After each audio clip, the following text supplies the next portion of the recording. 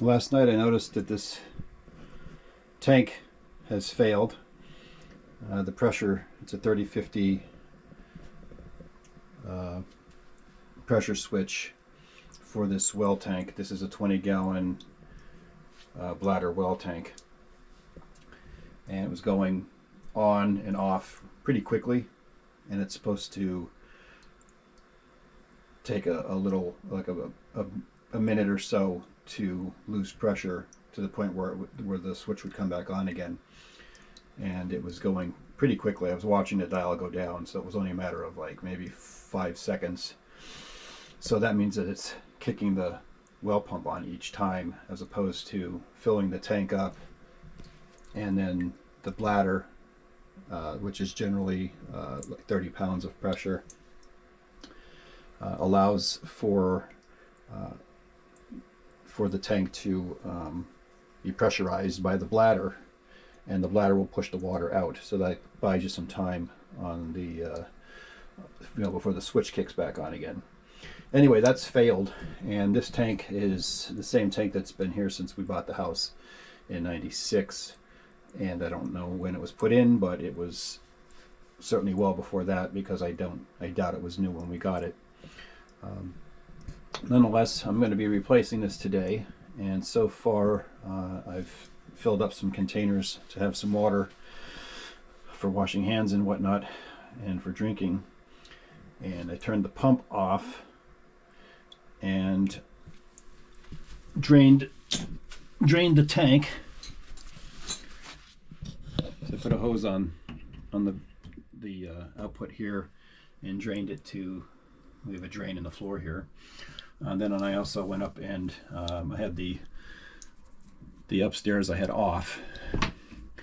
Then I went upstairs and opened all the faucets to allow the air to get in.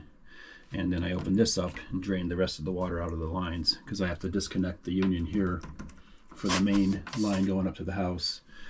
So far I took the cover off the switch. I'm going to disconnect the wires so that I can rotate the pipe fittings here. There's a union here to the well, so I disconnected that, and that's where everything's draining out here. So this is disconnected from the well, this is disconnected from the house here, so then this whole unit now is on its own. So in order to get this off, I'm going to have to disconnect the wiring on here. So I'm marking the wires and get these wires out of here. And then I can rotate this fitting off of here, and then just start dismantling all of this.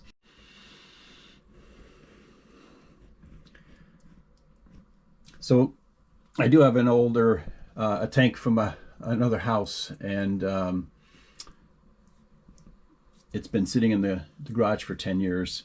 According to the serial number, and I just got off the phone with the company, the serial number is saying that it's manufactured in '92. So I was contemplating on using that, but that's quite old, and I haven't used it for 10 years. So I'm just hesitant on doing that. So I'm going to end up just going to go with a new tank. According to the company, and I'm hearing this from contractors, that the different levels of products between the contract supply and the Lowe's, Home Depot's, that these tanks are pretty basic. It's just a metal tank with the bladder in there. And he did agree that products are made to a price point for Home Depot and Lowe's, but these are so basic, there's really not much difference between these and the ones at the plumbing house, just because there's nothing really they can do to make them to be cheaper. The plumbing house was $267. The one at Lowe's is, I think online I saw $219, and it's on sale or whatever for $199. So that isn't a huge difference. So I think I might go with the Lowe's one, and just take a chance on that. He said he hasn't gotten, he doesn't get a lot of issues with the tanks. They're pretty solid and all that. So I'll do that route and see. So I'll have to take this apart and just see what I need here. Hopefully it will just go together, but I'm sure that the connection to the tank is going to be different. Something's going to be different, and I'm going to have to redo this. I do have a lot of leeway here. I can move this tank back that towards the wall. I can go to the right and left, whichever, to accommodate. So it's not like I don't have a gas line or anything like that. I do have, the water line going up. So, there's going to be a little bit of leeway there, but probably not too much. But certainly back and forth this way, I don't think that would be much of an issue, and there's space back there. So I'm going to disconnect this stuff here and get this all taken off and get this tank upside down and see what it looks like underneath here. And I got it disconnected and moved over just behind me. It's still got quite a bit of water in it. It's really heavy. I'm going to have a neighbor help me take it out of the basement here. But I had to unhook all of the pipes and the valves and everything, because once you start turning them, they start hitting each other. And it looked like they might be able to come, the whole thing could just rotate out, and it's just stuff in the way. So I had to take all that off. And so what's left is just a couple. This is one stem here. So that's all we have left there. So I'm going to have my neighbor help me take that out, and then we'll take the rest of those fittings off. All right, we have the new tank. I went with an A.O. Smith from Lowe's. It's 20 gallon. It was $199. Normal price I think is $219. The distance from the center of the tank to the outer edge seems to be the same as the other tank. So the pipe that I have for the T looks like it'll work. So that's good. It's got a plastic bottom, and it's just pushed on. I believe the metal bottoms of the old one are made on there. They can't come off. This has it's just like fins, and the elbow looks like it's screwed on over that. So I guess you might be able to take it off, but you'll probably break it. I don't know why you'd need to take it off, but just saying. And the inside, I felt inside there, and there's pipe dope like right on the inside of the pipe. So I'm going to try to wipe that out. I don't want the water going through that. So I'll wipe as much of the extra pipe dope off, and then minimize the amount of pipe dope that I put on as the threads are on the threads closest to where the water is going to hit. It's supposed to be non-toxic, but everything's supposed to be non-toxic until it's not. So I have this they end up putting in there. I put some Teflon tape on there, and then you put the paste over that. I'm just going to screw that into here, and then we'll place it on the block, and we'll see where it sits as far as the vertical placement.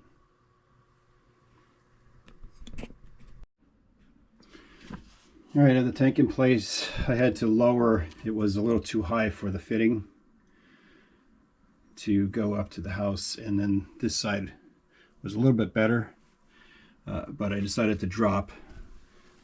And those are thicker, so I dropped down. These are about an inch, and they seem to fit together good that way. But I happen to have a broken one, so I was able to. One was too small for the circumference of the base here, so I had two broken ones that fit together here. So now I'm going to start cleaning the ends off here, doping them up, and putting them together. So this one's already cleaned. So we're ready to go with this.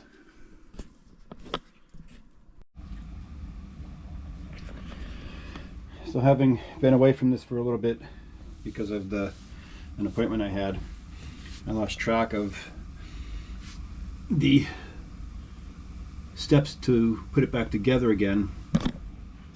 So I had this screwed into here. This coupler, this union was in, and I had this here, and I was going to put the gauge on here, which would have been fine. However, there's a piece that goes in here, and I won't be able to tighten this. I can screw this onto here, but I won't be able to screw it into here. So I need to screw this into here, and then I have to re-loosen the union here, so this will spin, and then I can turn this to tighten it into here, and then from here over we'll be done. And then I got to figure out this side over here.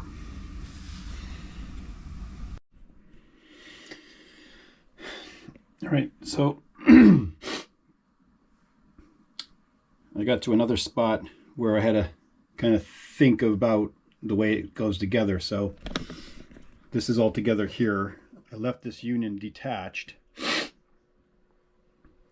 and I needed to actually pivot the tank off of the platform a little bit to make clearance for this piece sticking out here.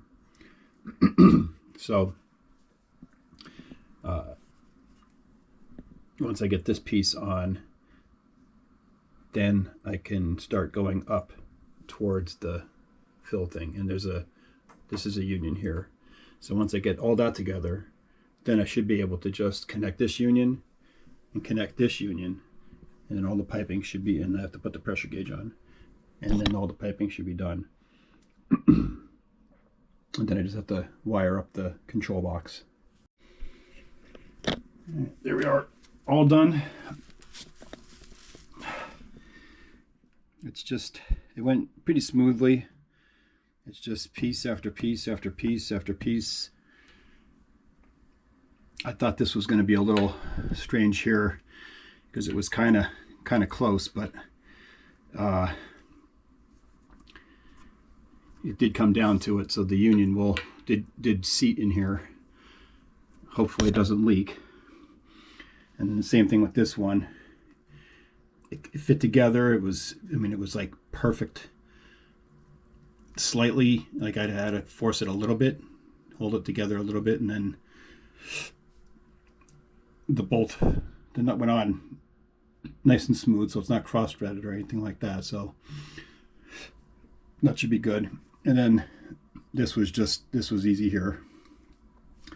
So there's some stuff that's not, like this could probably do another turn, but then it's going to be up and down. And I don't want to tighten it too tight because you don't want to break the nipple and the right angle that's in there. So I'm going to cross my fingers and hope that nothing leaks.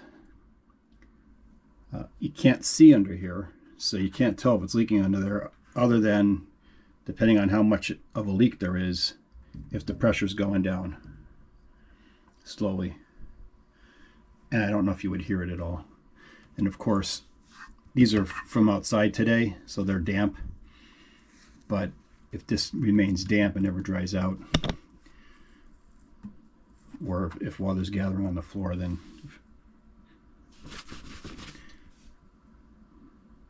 we have a leak. So that will totally suck, because I have to undo everything here and redo it. So I'm going to check the pressure. The pressure was higher than 30. It was like 32 or 34. I have two different gauges. One I think reads a little higher than it's supposed to. So I think it's about 32 pounds. It's supposed to be 28. So I'm going to adjust that. And then we can crank it up.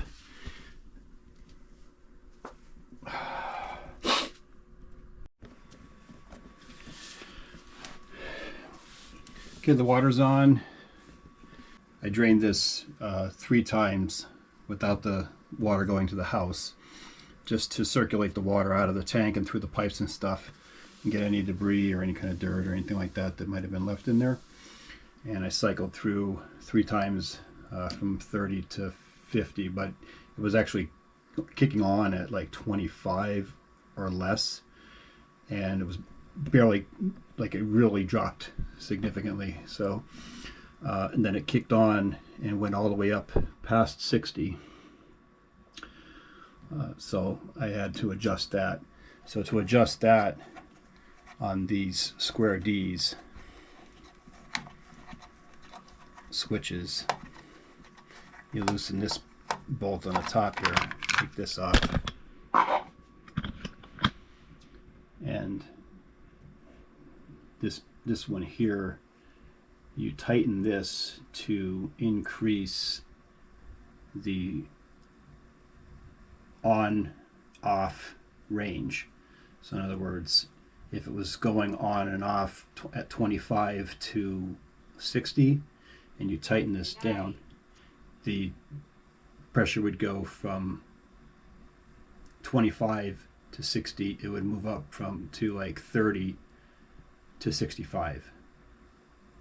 So the more you tighten that, the more that's going to move and increase the start time, the start pressure. Then to adjust the shut off pressure, the cutoff pressure, you would tighten or loosen this. So if you wanted to increase that, you would tighten this. I wanted to decrease it because it was going up. Once I moved that, it was going almost towards to 70, and I'm not sure if that would be a problem or not. Certainly it's nice to have the pressure, but I dropped it back, so I loosened this one. I ended up loosening it about four or five turns, half turns I should say, and eventually I got it to I have it just going over 50. So now it seems to be working well, and I don't see any leaks, which is good. We'll see the underneath if these rocks dry out and if the pressure drops. It doesn't look like it's dropping, so we'll have to see in the next couple days or so. So that's it. Done.